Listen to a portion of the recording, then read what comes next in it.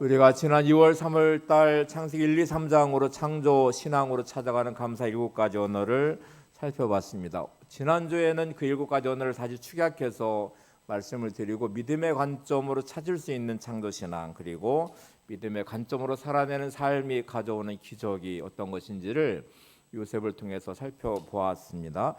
네, 여러분 오늘 다시 창세기 1장 오늘 이 본문을 보면서 하나님 형상으로 만들어진 저와 여러분들이 하나님이 제일 먼저 하신 말씀은 복을 주셨다는 말씀이에요. 이게 우리는 복받은 존재로 생육하고 번성하고 땅을 다스리는 권한도 주어진 인생인데, 현실에 나는 왜 이럴까를 일단 생각해 보면서 왜 이렇게 갭이 차이가 많이 날까 하는 생각을 일단 해보게 되죠. 하나님이 창조하신 그 형상으로 만든 인간을 2장에 오면은 남자와 여자를 만드시는 장면이 나오고, 그리고 나서 이제 복을 주시는데 그 2장 끝부분에 보시면 벗었지만 부끄러워하지 않았다는 구절이 나옵니다. 혼자 했던 삶이 함께 더불어 살아가는 공동체가 형성되고 최소단의 가정이 만들어지는 순간이고요. 그리고 서로를 향해서 벗었지만 부끄러워하지 않았다는 말은 판단하지 않았다는 말이에요. 죄가 들어오기 전에 인간은 서로를 향해 판단하거나 정죄하지 않았습니다.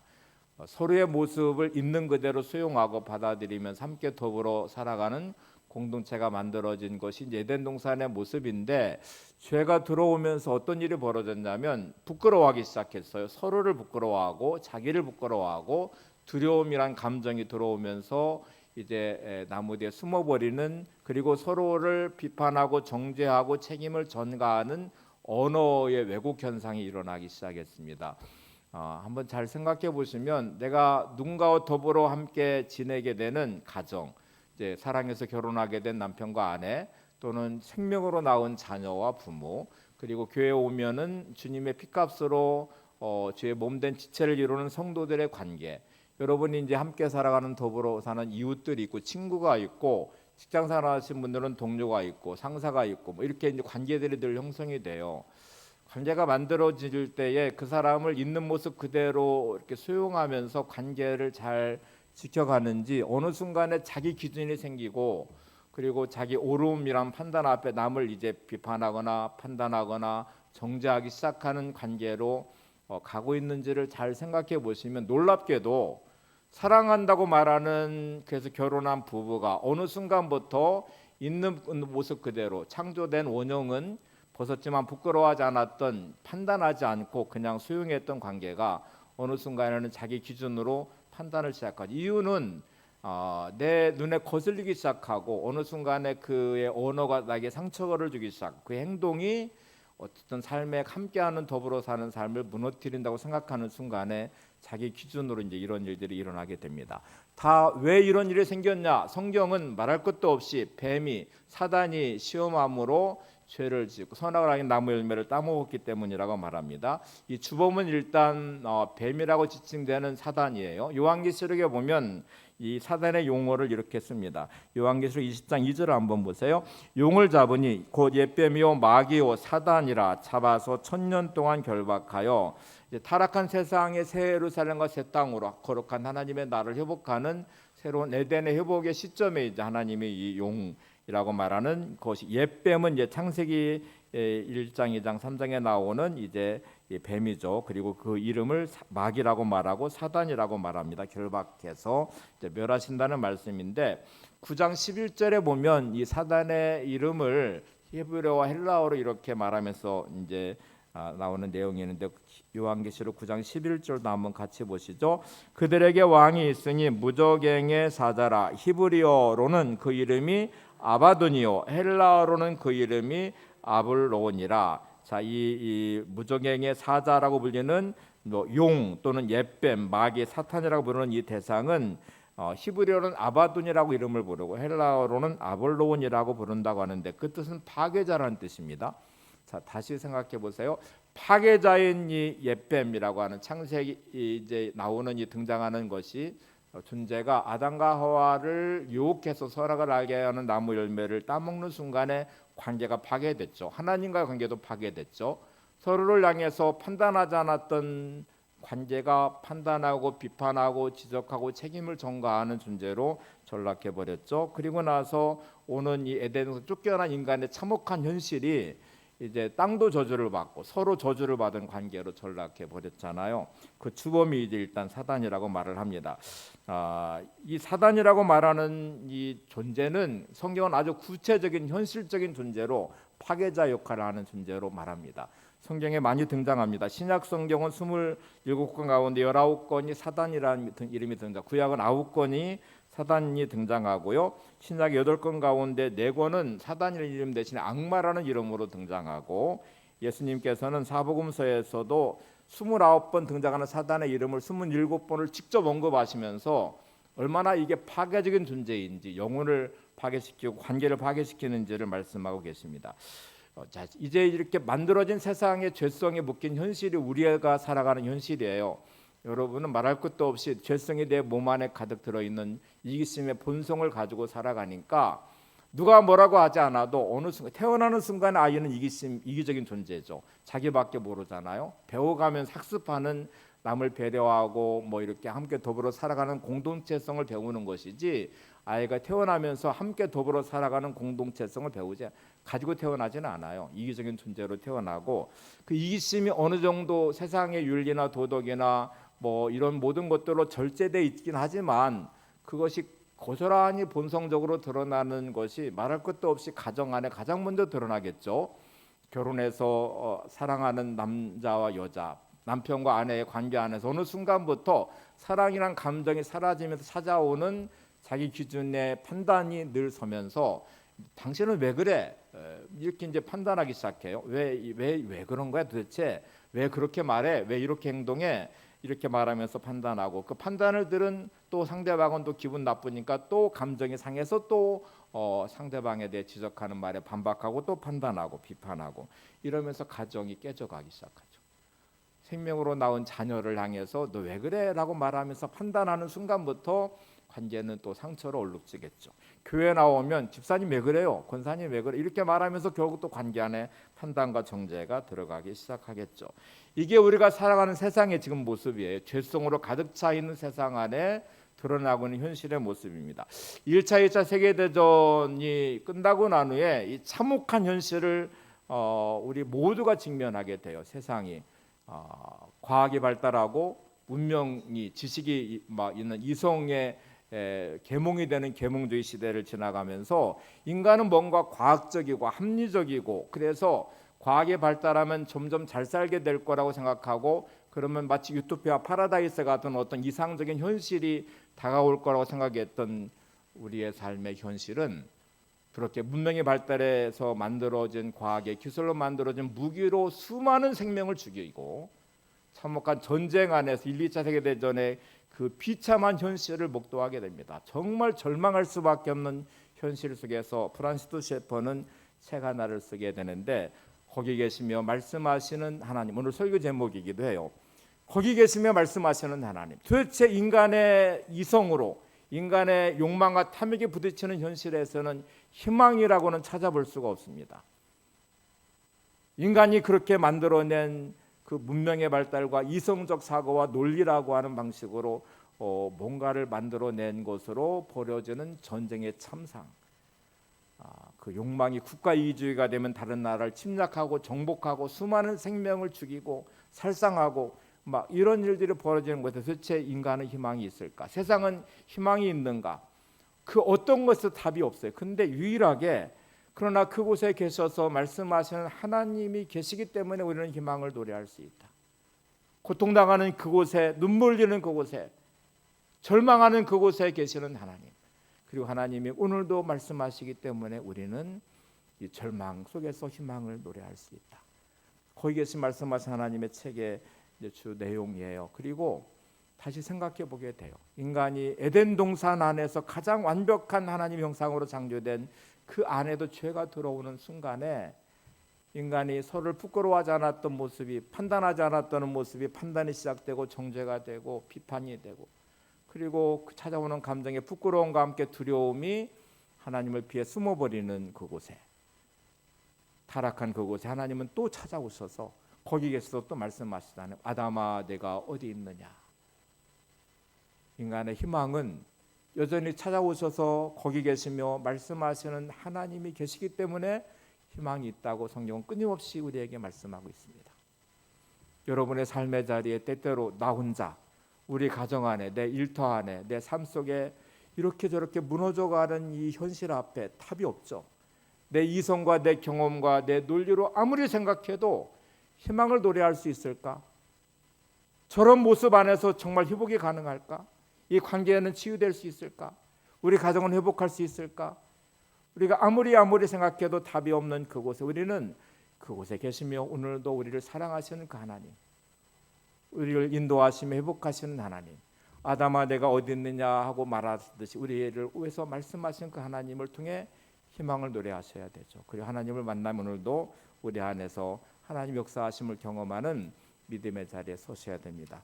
오늘 본문을 한번 다시 들여다보겠습니다. 창세기 1장 27절 28절을 보겠습니다. 하나님이 자기 형상 곧 하나님의 형상대로 사람을 창조하시되 남자와 여자를 창조하시고 하나님이 그들에게 복을 주시며 하나님이 그들에게 이르시되 생육하고 번성하여 땅에 충만하라 땅을 정복하라 바다의 물고기와 하늘의 새와 땅에 움직이는 모든 생물을 다스리라 하시니라. 자, 오늘 말씀을 우리가 믿음으로 잘 받아들이려면 일단 자기 개념이란 용어를 조금 이해하시면 좋을 것 같아요. 자기 개념이란 뜻은 평상시 내가 나를 어떻게 생각하는가, 이게 이제 자기 개념이에요. 여러분들은 다 자기 개념이란 걸 가지고 있어요. 내가 누군지에 대한 인식이 있는데 내가 나를 어떻게 생각하는지가 자기 개념이고 자기 인식이고 자기의 정체성입니다.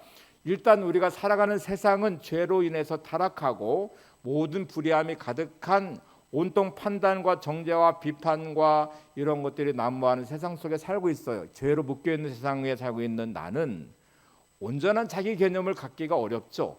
비춰진 세상 속에서의 나는 비교가 되잖아요. 학교에 가면 성적으로 비교를 시키고 직장에 취직하니까 경쟁하면서 승진하지 못하고 뭐 이제 부자 앞에 서면은 돈 없는 내가 참 비참하고 또 잘 나가는 똑똑한 사람들 앞에서는 똑똑하지 못한 내가 비참하고 뭐 이렇게 여러 가지 비교되는 비춰진 거울에 나는 너무너무 초라하죠. 열등감을 갖게 되죠. 상처를 입죠. 그러니까 그 자기 개념이 왜곡돼서 나는 늘 불행해요. 여러분이 부정적 자기 개념을 가지면 늘 부정적인 생각을 하고 부정적인 말을 하고 부정적인 행동을 합니다. 패배자의 자기 의식을 가졌다면 여러분은 늘 인생의 패배자라고 느낄 거예요. 비교하는 자기 개념의 자기 의식과 자기 개념을 가졌다면 늘 비교하고 비교당하는 나를 보게 될 것입니다.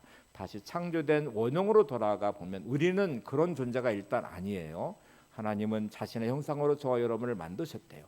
그리고 저주하지 않으시고 복을 주셨대요. 생육하고 번성하라고 말씀하시고 이 땅의 모든 것들을 다스리라고 하셨대요. 자, 일단 그러면 우리는 자기 개념을 나는 복받은 하나님의 사람이구나. 나는 하나님의 형상으로 창조된 사람이구나. 이 땅의 모든 만물을 하나님이 다 나한테 주셨구나. 그러면 여러분이 내 것이라고 말하는 내 것은 이제 땅과 집이든지 다 등기가 나서 소유권이 여러분한테 있을 때 내 것이라고 주장하잖아요. 권리가 생기는 거잖아요. 근데 하나님이 다 나한테 주셨다면 세상은 다 나의 정원이다. 하나님 나라에는 이 땅의 모든 것들이 내 이름으로 등기가 나 있어. 생각을 한번 해보세요. 그러면 여러분 이 땅을 나의 정원처럼 누리며 살아갈 수 있잖아요. 주어진 모든 삶을 하나님이 내게 주신 선물로 여기며 살아갈 수 있잖아요. 중요한 이제 자기 개념 몇 가지를 회복해 보겠습니다. 이 창조성을 가지고 복받은 사람으로 이 땅의 모든 것들을 다스리라고 하셨으니까 하나님이 나에게 주신 선물로 내가 받아서 자기 개념을 형성하게 되면 이 땅의 것을 누리는 삶을 살게 될 것입니다. 요한 1서 3장 1절을 보시면 이런 구절이 나와요. 보라 아버지께서 어떠한 사랑을 우리에게 베푸사 하나님의 자녀로 일컬음을 받게 하셨는가. 지난주 요한복음 1장 12절에 영접하는 자 그를 믿는 자들이 하나님의 자녀됨에 권세를 주셨습니다. 이 말씀을 함께 봤잖아요. 그러니까 내가 믿음으로 영접하고 주님을 나의 구조로 삼으면 하나님이 나의 아버지가 되시고 그 순간에 자녀됨의 권세가 있다고 하는데 오늘 이 자녀됨의 일컬음을 받기 위해서 하나님이 어떻게 하셨냐면 야 내가 어떠한 사랑으로 너에게 베풀어서 네가 자녀라고 일컬음을 받게 했는지 너 생각해 봤느냐 이 질문하는 형식으로 우리에게 지금 말씀하고 계세요. 여러분, 자녀는 아무나 자녀가 되지 않아요. 여러분들이 이제 아무나한테 가서 내 아버지가 돼줄래요? 이렇게 말하고 재벌 찾아가가지고 제 아버지가 돼주세요. 이렇게 말하면 그래, 네 아들이다. 내가 이 회사 너한테 물려줄게. 이렇게 말하진 않잖아요. 여러분이 낳은 것이 이제 혈육으로서의 자녀.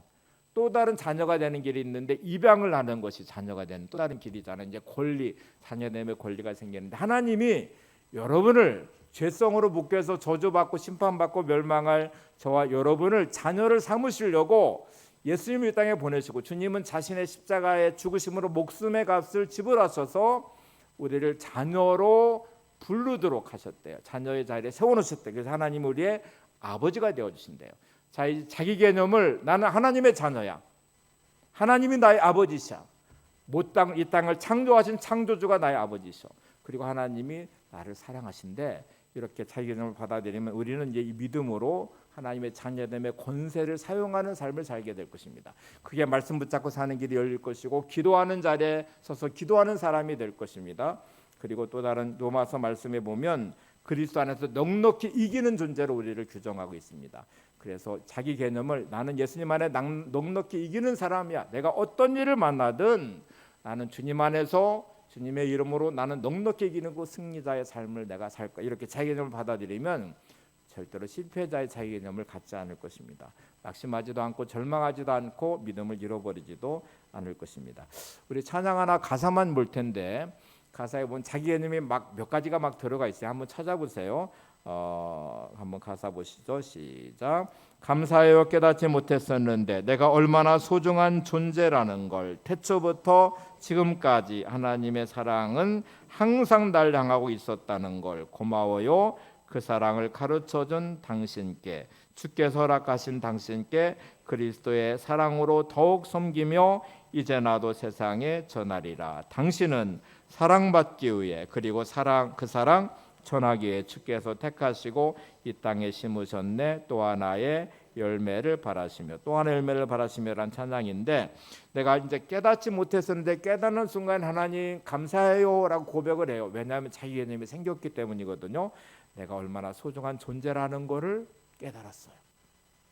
세상이라는 거울에 비친 나는 초라하고 비참하고 소중하지도 않아요. 나는 참 비참하고 초라한 인생인 줄 알았는데 하나님이 보여주시는 자기 개념을 가지고 나를 보니까 야, 나는 소중한 존재네. 천하보다 귀한 영혼이네. 주님의 목숨값으로 구원받은 하나님의 자녀네. 하나님이 나의 아버지시네. 이렇게 깨달았대요. 그리고 하나님의 사랑이 항상 나를 향하고 있었다는 것도 깨달았어요. 나는 저주받은 존재가 아니라 하나님의 사랑이 항상 나를 향하고 있었는데 그게 내가 공부해서 독학으로 깨닫는 게 아니었고요. 누군가가 나한테 알려줬어요. 그래서 그 사람이 너무너무 고마워요. 내가 누군지를 깨닫게 해주고 알려줬으니까. 그래서 그 존재에 대한 고마움과 함께 이제 더불어 함께 살아가는 공동체성을 가지고 내가 살겠다고 고백하고 이제 나도 이제 섬기며 사랑하면서 살겠습니다. 내가 맺었던 이 자기 개념의 의식을 가지고 나도 누군가를 깨닫게 하고 그의 영혼을 또 주께로 돌아오게 해서 구원의 열매를 맺는 삶을 제가 살겠습니다. 이렇게 이제 고백하는 찬양입니다. 나는 하나님의 사랑받는 존재임을 깨닫는 자기 개념을 갖게 되는 거잖아요. 자, 이 모든 거를 가능하게 하는 딱 하나의 단어는 오늘 찬양이 뭐로 시작해요? 감사해요라는 단어로 시작해요. 그래서 감사라는 단어, 감사라는 고백이 모든 것을 받아들이게 하는 수용성을 갖게 만듭니다. 창조의 신앙으로 찾은 7가지 언어가 어느 위치에 있든지 우리는 감사를 통해 회복할 수 있다는 것을 말씀하고 있었잖아요. 그래서 여러분이 감사의 고백을 시작하는 순간에 내 인생을 인정하고 받아들이고 수용하면서 자기 개념을 변화시키는 자리가 될 것입니다. 존 멀린즈가 이제 쓴 시가 노래가 됐는데 반짝이다라는 이 이제 고백의 노래가 있어요. 한번 가사를 보시죠. 가사만 보겠습니다. 어린아이는 처음부터 반짝이기 위해 빛을 비추기 위해 빛나기 위해 태어났다네. 살기 위해 사랑받기 위해 태어났다네. 그러나 우리는 그에게 미워하는 법을 가르치고 당신은 알고 있지 내가 내 잔을 다 마신다는 것을. 이제 나도 변화되기 위해 건배하네. 이 악마를 내 등에서 몰아내기 위해 나는 반짝이고 싶고 빛을 비추고 싶고 빛나고 싶네. 나는 살고 사랑하고 미워하지 않는 길을 가고 싶네. 미워하지 않는 길을 가기를 우리는 반짝이기 위해, 우리는 빛을 비추기 위해, 우리는 빛나기 위해 태어났다네. 우리는 살기 위해, 우리는 사랑하기 위해, 우리는 전혀 미워하지 않기 위해 태어났다네. 아이들이 태어나는 인생은 처음부터 반짝이기 위해서 태어납니다. 예수님을 향해서 너는 세상의 빛이라, 빛의 자녀라 이렇게 말씀하시는 장면이 나오는데, 우리는 빛나기 위해 태어난 인생이에요. 저주받기 위해 태어난 인생도 아니고요. 또 이렇게 살아가면서 꺾이면서 그렇게 좌절하고 낙심하고 절망으로 끝나는 인생도 물론 아닙니다. 하나님은 저와 여러분의 인생에 빛나기를 원하세요. 빛나기 위해 태어난 아이, 생명으로 낳은 자녀를 향해서 어느 순간부터 부모는 미워하는 법을 가르치기 시작해요. 경쟁하라고 말을 가르쳐요. 함께 더불어 살아가는 세상의 식을 가르치지 않고 경쟁에서 이기는 법을 가르치려고 그래요. 그리고 경쟁하려면 상대방을 증오하고 미워하고 판단하고 비판하는 식을 가르치기 시작해요. 왜 그 생명처럼 소중한 존재에게 왜 그런 걸 가르칠까요? 우리 인생은 사랑하기 위해 태어났고 또 빛나기 위해 태어났는데 왜 미워하고 정죄하고 비판하면서 그렇게 인생을 무너뜨릴까요? 그래서 마지막 고백이 이렇게 말하거든요. 사랑하고 나는 살고 사랑하고 미워하지 않는 길을 가고 싶네.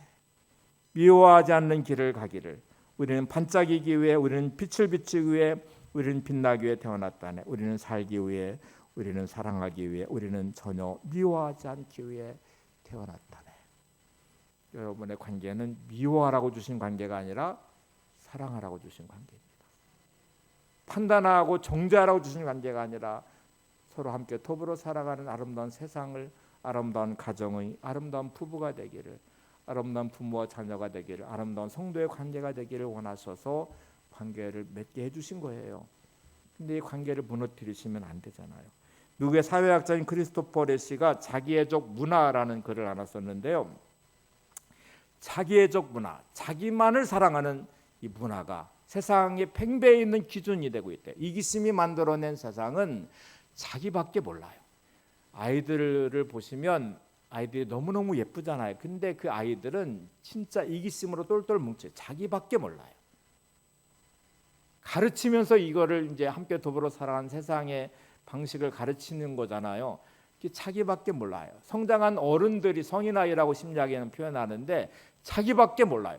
자기밖에 모르는 사람은 자기 기준에, 자기 오름의 기준을 항상 가지고 살거든요. 그러면 늘 다른 사람이 못마땅한 거죠. 자기밖에 모르는 자기애적 문화를 가진 나는 다른 사람이 내 마음에 늘 들을까요? 나도 내 마음에 안 드는데 어떻게 남이 내 마음에 들어요? 그러니까 늘 눈살을 찌푸리고 내 마음에 안 드니까 판단을 하기 시작해요. 너 이게 틀렸어 라고 지적을 하기 시작해요. 그렇게 비판하는 비판을 받은 사람은 또 기분 나쁘니까 마음이 상하니까 또 반박을 하기 시작해요. 그래서 누가 옳고 그른지를 따져보려고 해요. 그러면 이제 이 늪에 빠진 것입니다. 헤어나올 길이 없습니다. 어떻게 빠져나와요? 판단하고 정죄하는 데서 내가 빠지는 순간에 그 사람의 비판과 정죄를 받으면 나는 그게 묶여버려요. 그러면 이제 옳고 그름이 가려져야 되잖아요. 막 지적하고 비판하고 막 하면서도 잘못했다고 말해. 너 잘못했잖아. 나는 막 아닌데요. 나는 이런데요. 막 또 항변을 해요. 해결이 안 되죠. 세상에서 이런 갈등의 자기애적 문화가 충돌하면 이제 해결이 안 되면 법으로 가요. 법정에서 판결을 받아요. 판사가 판결을 해주면 그러면 해결됩니까? 당신이 틀렸어 라고 말하면 그래 내가 틀렸어요 인정하면서 아주 그렇게 화해를 할까요? 더 악에 바치죠. 감옥에 갔어요. 그러면 그 사람은 내가 잘못했어요 라고 생각할까요? 억울하다고 말하죠. 세상은 온통 자기애적 문화가 충돌하면서 온통 자기 오름에 빠져있는 이 죄성이 만드는 참혹한 현실을 우리가 겪어요. 이게 가정에 들어오면 가정이 파괴됩니다. 사랑해야 될 관계가 미움과 증오로 얼룩집니다. 자기애적 문화를 가진 사람이 교회 안에 들어오면 서로 충돌하기 시작합니다. 그리고 서로 비판하기 시작하고 지적하기 시작하고 왜 저런지 모르겠어. 저 집사님 왜 그래? 저 권사님은 왜 그래? 목사님은 왜 저런지 모르겠어. 이렇게 말하면서 이제 막 온갖 것들이 그 안에 일어날 수밖에 없죠. 이 모든 것들을 받아내는 아주 중요한 하나가 있는데 감사예요. 감사는 놀랍게도 모든 것을 받아내고 회복을 시작하는 중요한 하나님의 역사를 만들어가는 수직적 언어의 감사예요. 우리가 지난 살펴봤던 창조의 7가지 언어가 다 어느 자리에 있든지 받아내면서 회복을 시작하는 자리였잖아요. 자, 이제 성경으로 들어가서 감사를 통해 어떤 일들이 벌어지는지 한번 보시죠. 고린도서 10장 30절에 보시면 만일 내가 감사함으로 참여하면 어찌하여 내가 감사하는 것에 대하여 비방을 받으려. 여러분, 내가 감사로 받아내는 순간부터 비방과 비판과 정죄가 멈춰지기 시작합니다. 그리고 감사로 참여하는 순간에 어찌 내가 비방을 받겠느냐. 이 모든 것을 끊어내는 게 감사래요. 잠언 15장 1절에 유순한 대답은 분노를 쉬게 하여도. 이 가장 유순한 대답은 감사의 언어입니다. 감사해요, 고마워요 라고 말하는 데 대고 막 비판하고 정죄하고 막 이렇게 하기가 쉽지가 않죠. 수용돼 버렸으니까. 에베소 5장 3절 4절에 보시면 아주 중요한 이 고백을 합니다. 같이 보세요. 음행과 온갖 더러운 것과 탐욕 중에서 그 이름조차 부르지 말라. 이는 성도에게 마땅한 바니라. 누추함과 어리석은 말이나 희롱의 말이 마땅하지 아니하니 오히려 감사하는 말을 하라. 음행, 더러운 것, 탐욕 이런 것들은 우리를 서로를 향해서 이기적인 존재를 만들어낸 상대방을 비판하게 만드는 무서운 함정에 빠뜨리는 것이거든요. 그래서 이거 이름조차도 부르지 말고 그 다음에 이렇게 말합니다. 누추함과 어리석은 말이나 희롱의 말, 비판과 정죄와 조롱의 이 말들은 결국 모든 것을 무너뜨리는데 그거 하지 말고 오히려 감사의 말을 하라. 감사의 말을 하는 순간에 모든 것들은 단절되고 하나님 회복의 역사를 시작하게 될 것입니다. 우리의 이성 안에는 선악과의 저주가 다 들어있다는 걸 아셔야 돼요. 여러분이 알고 있는 이성, 경험, 자기중심성 안에는 선악을 하게 하는 나무 열매를 따먹는 순간에 보여줬던 부끄러움과 두려움의 감정이 들어오면서 비판하고 판단하고 정죄하는 타락의 언어들이 들어오는 통로가 됐거든요. 그러니 여러분이 말하는 이성적인 것, 논리적이고 합리적이라고 말하는 것 안에는 선악과의 저주가 다 들어있어요. 그리고 그렇게 만들어진 세상은 과학이 발달하고 문명이 발달하고 할수록 더 정교화된 무기는 더 많은 생명을 죽이고, 그렇게 강대국이 된 국가는 국가 이기주의에 빠져서 남의 나라를 침략하고 생명을 죽이는 짓밟는 제국주의 문화를 만들어내고 이렇게 돼버리거든요. 다시 성경으로 돌아와 볼게요. 이런 감정을 가진 사람은 어떻게 무너지는지를 보세요. 창세기 16장 보면 사라가 등장합니다. 아브라함의 아내예요. 그의 나이 65세 때, 아브라함의 나이 75세 때 하나님의 부름을 받았어요. 몇 가지 하나님이 약속을 하셨는데, 일단 이제 땅에 대한 약속도 하시는데 더 중요한 약속은 자녀가 없는 두 부부에게 자녀를 주시겠대요. 그 자녀를 통해 민족까지 이루시겠대요. 하늘의 별처럼 바다의 모래알처럼 많게 해주시겠대요. 근데 그래서 주님 하나님 말씀에 따라서 가나안까지 왔어요.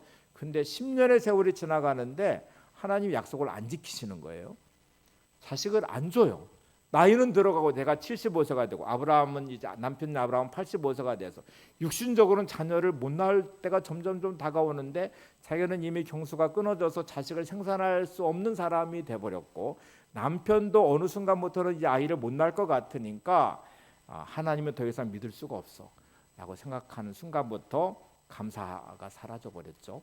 감사하지 않는 그 자리에 불평과 원망이 자리 잡기 시작합니다. 그리고 하나님을 더 이상 믿을 수 없다고 생각하는 순간에 자기 이성이 발현돼요. 자기 생각과 논리로 이거를 이제 조치를 취하기 시작합니다.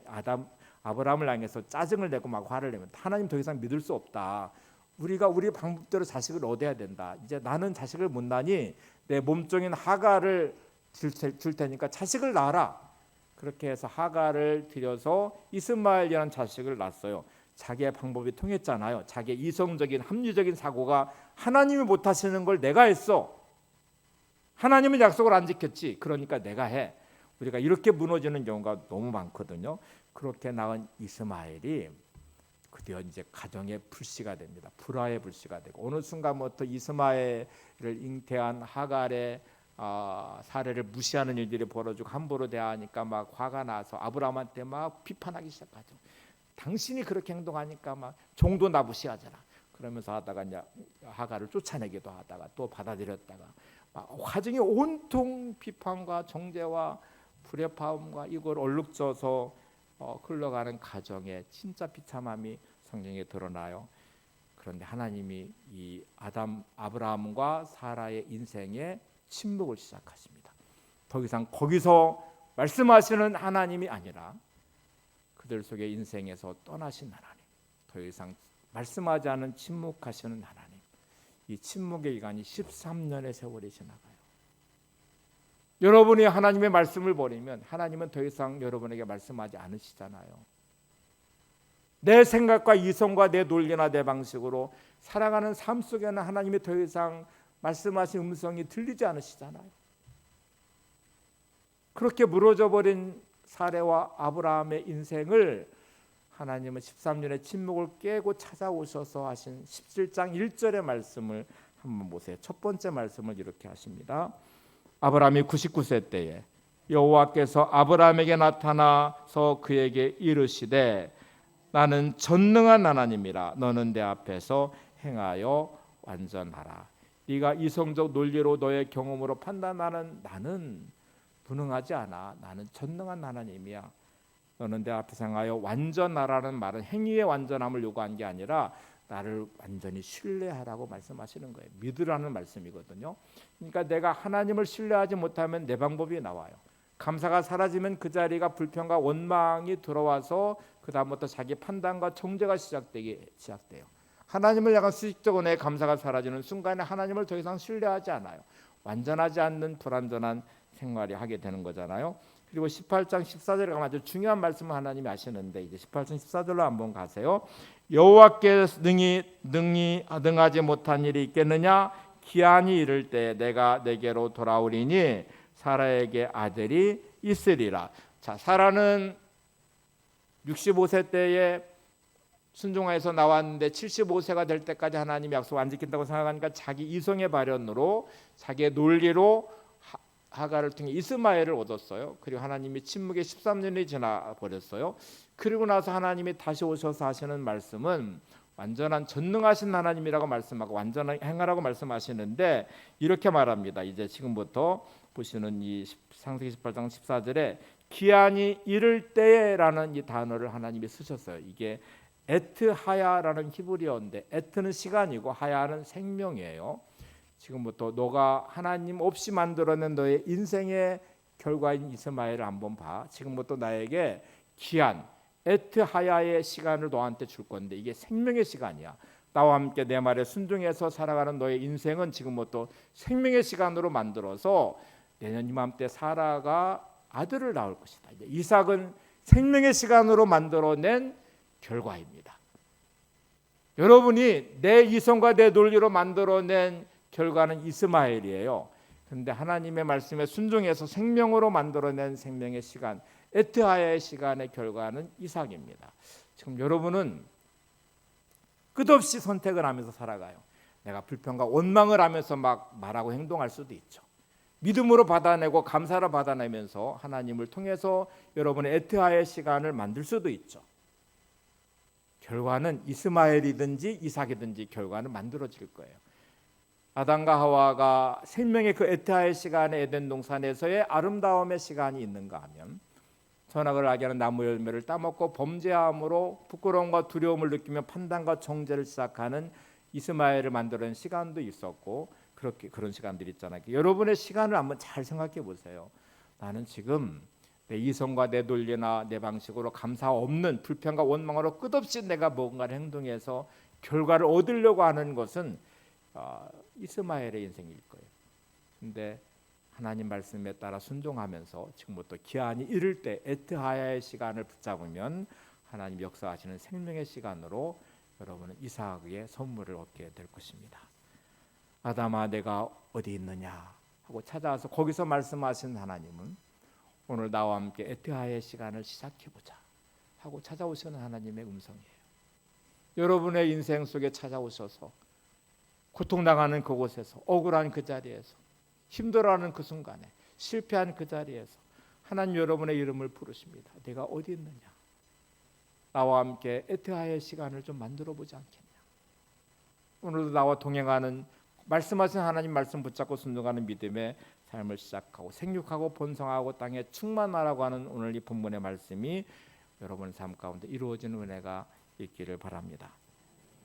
영국의 철학자 토머스 홉스가 만인에 대한 투쟁이란 유명한 말을 남겼는데 만인에 의한 만인에 대한 투쟁.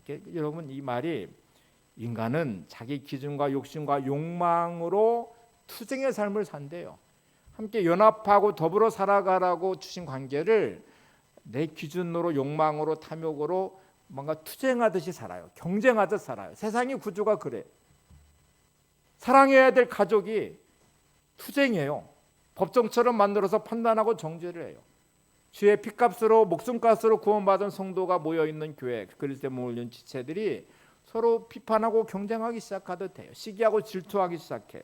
이게 세상이라는 거예요. 이 안에 답이 도대체 없다고 말하고 있는 이 만인에 대한 투쟁, 토마스 홉스의 말을 한번 머릿속에 넣어두신 다음에 다시 성경으로 돌아올 거예요. 창세기 26장에 보면 이런 세상 속에 이삭이란 인물이 등장합니다. 블레셋이란 땅 속에서 이 막 온갖 투쟁과 경쟁과 비판과 정죄가 난무한 그곳에 이방인인 이삭이 그 블레셋 땅에 들어와서 그랄 지방에서 땅을 임대해서 목축업을 하고 있었어요. 근데 그 땅에 흉년이 들었어요. 흉년이 들면 치명적이죠. 양떼를 소떼를 쳐야 되는데 흉년이 들면 물이 마르고 목초지가 사라지니까 이삭은 자연스럽게 애굽이란 땅으로 내려가려고 했어요. 하나님께서 막으셨어요. 내려가지 말아라. 거기 계셔서 말씀하시는 하나님은 애굽으로 내려가지 말고 이 땅에 머물러 있어라. 흉년된 그 땅에 목초지도 사라지고 물도 사라지고 목축업이 불가능한 상태에 놓여 있는데 하나님이 거기서 이삭에게 말씀하시거든요. 블레셋 땅은 온갖 인간의 욕망과 탐욕이 작동하는 만인에 대한 투쟁이 있는 곳입니다. 그런데 그 땅에서 머물러 있어라. 이제 억울한 일도 당하고 고통도 당할 수밖에 없는 땅이잖아요.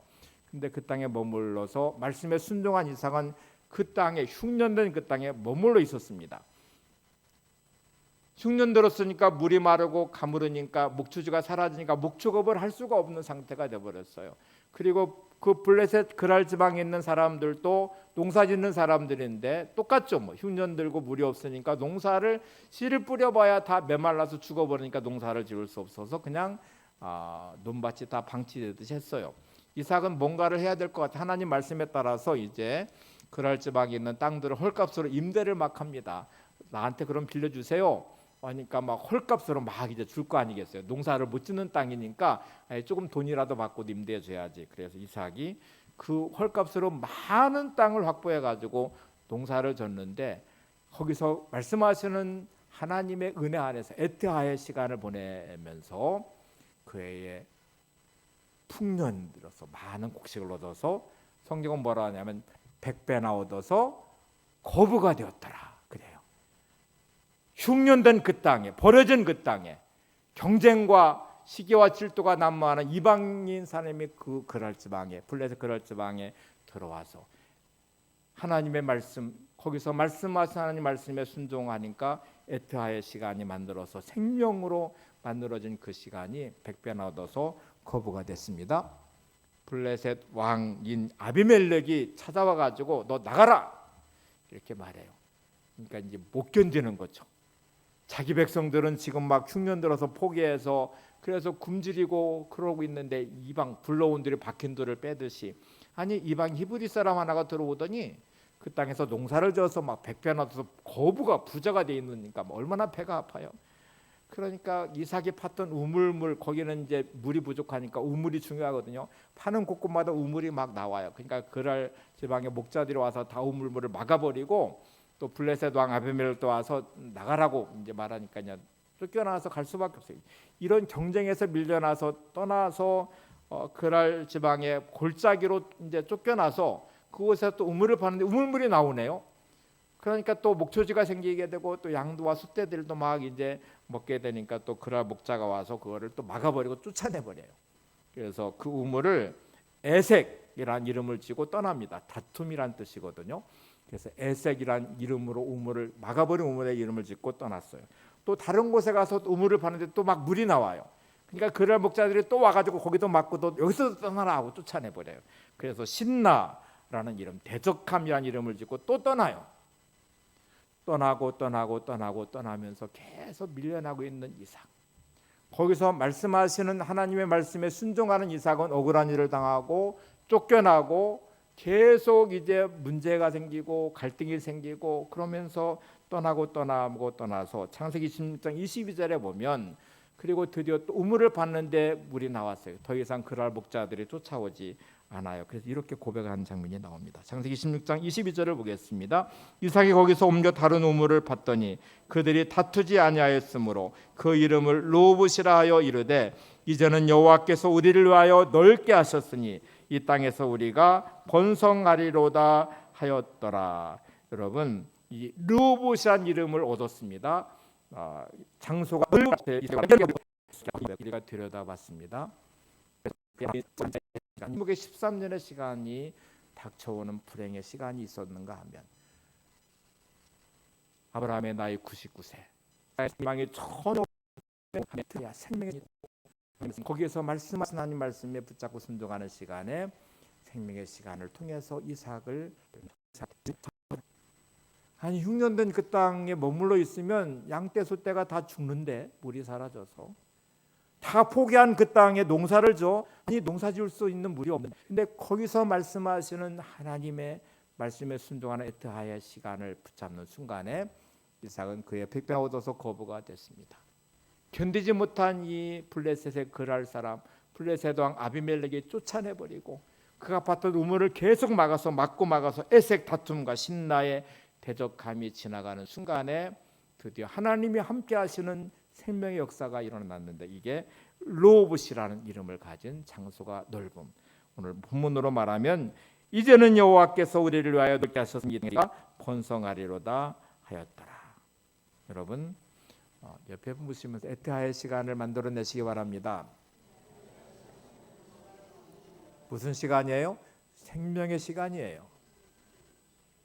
내 이성과 내 논리와 내 방법으로 만들어가는 시간 말고 하나님의 말씀하시는 그 말씀을 붙잡고 거기서 말씀하신 하나님 말씀에 순종할 때에 그 모든 절망과 끝난 것 같던 그 자리에서 다시 생명의 시간이 시작되고 이삭이 출생하게 됩니다.